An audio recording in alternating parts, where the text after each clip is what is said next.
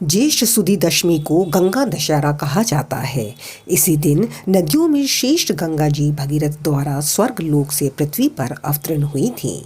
ज्येष्ठ शुक्ल दशमी को सोमवार तथा हस्त नक्षत्र होने पर यह तिथि घोर पापों को नष्ट करने वाली मानी गई है। हस्त नक्षत्र में बुधवार के दिन गंगावतरण हुआ, इसलिए ये तिथि अधिक महत्वपूर्ण है। इस तिथि में स्नान, दान, तर्पण से 10 पापों का विनाश होता है, इसलिए इसका नाम दशहरा पड़ा है। प्राचीन काल में अयोध्या में सगर नाम के राजा राज्य करते थे। उनकी केशनी तथा सुमति नामक 2 रानियां थीं। पहली रानी के एक पुत्र असमंजस का उल्लेख मिलता है, परंतु दूसरी रानी सुमति के 60,000 पुत्र थे। एक बार जब राजा सगर अश्वमेध यज्ञ कर रहे थे, उसी समय यज्ञ पूर्ति के लिए एक घोड़ा छोड़ा। इंद्र यज्ञ को भंग करने के लिए उस घोड़े को चुराकर कपिल मुनि के आश्रम में बांध आए। राजा ने उसे खोजने के लिए अपने 60,000 पुत्रों को भेजा। खोजते खोजते वे कपिल मुनि के आश्रम में पहुंचे तथा समाधिस्थ मुनि के क्रोध अग्नि में जलकर भस्म हो गए। अपने पितृव्य चरणों को खोजता हुआ अंशुमन जब मुनि आश्रम में पहुंचा तो महात्मा गरुड़ ने भस्म होने का सारा वृत्तांत बताया। गरुड़ जी ने यह भी बताया कि यदि इन सब की मुक्ति चाहते हो तो गंगा जी को स्वर्ग से धरती पर लाना पड़ेगा। इस समय अश्व को ले जाकर अपने पितामह के यज्ञ को पूर्ण कराओ, उसके बाद ये कार्य करना। अंशुमन ने घोड़े सहित यज्ञ मंडप पर पहुंचकर सगर के सब वृत्तांत कह सुनाया।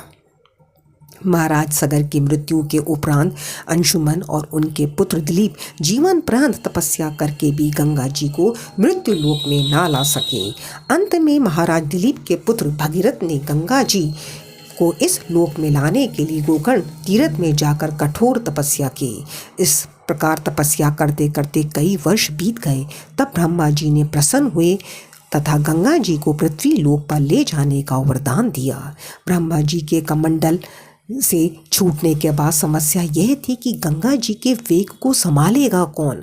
विधाता ने बताया कि भूलोक में भगवान शंकर के सिवाय किसी में ये शक्ति नहीं जो गंगा वेग को संभाल सके। इस आदेश अनुसार भगीरथ को फिर एक अंगूठे के बल खड़ा होकर भगवान शंकर की आराधना करनी पड़ी। शिव जी प्रसन्न हुए तथा गंगा को धारण करने के लिए जटा फैलाकर तैयार हो गए। गंगा जी देवलोक से छोड़ी गईं और शंकर के जटा में गिरते ही विलीन हो गईं। गंगा जी को ऐसा अहंकार था कि मैं शंकर की जटाओं को भेद कर रसातल में चली जाऊंगी। पुराणों में ऐसा उल्लेख मिलता है कि गंगा जी शंकर जी की जटाओं में कई वर्षों तक भ्रमण करती रहीं, लेकिन निकलने का कहीं मार्ग ही ना मिला। भगीरथ के पुनः अनुनय विनय करने पर नंदीश्वर ने प्रसन्न होकर हिमालय में ब्रह्मा जी द्वारा निर्मित बिंदुसार सर में गंगा को छोड़ा। उस समय इनकी 7 धाराएं हो गईं। आगे आगे भगीरथ दिव्य रथ पर चल रहे थे, पीछे पीछे 7वीं धारा गंगा की चल रही थी। धरातल पर गंगा जी के आते हाहाकार मच गया। जिस रास्ते से गंगा जी जा रही थी उसी मार्ग में ऋषि राज झनु का आश्रम तथा तपस्या स्थल पड़ता था। तपस्या आदि में विघ्न समझकर वे गंगा जी को पी गए।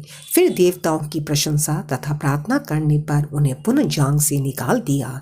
तभी से ये झनुपुत्री या जानवी कहलाईं। इस प्रकार अनेक स्थलों पर तरन तारण करती जानवी ने कपिल मुनि के आश्रम में पहुंचकर सगर के 60,000 पुत्रों के भस्म अवशेष को उतार कर मुक्त किया। उसी समय ब्रह्मा जी ने प्रकट होकर भगीरथ के कठिन तप तथा सगर के 60,000 पुत्रों के अमर होने का वरदान दिया। तदंतर ये घोषित किया कि तुम्हारे ही नाम पर गंगा जी का नाम भगीरथी होगा। अब तुम अयोध्या में जाकर राजकाज संभालो। ऐसा कहकर ब्रह्मा जी अंतर्धान हो गए। इस वरदान से भगीरथ को पुत्र लाभ हुआ तथा सुख पूर्वक राज्य भोग कर परलोक गमन किए। जय गंगा मैया की जय हो।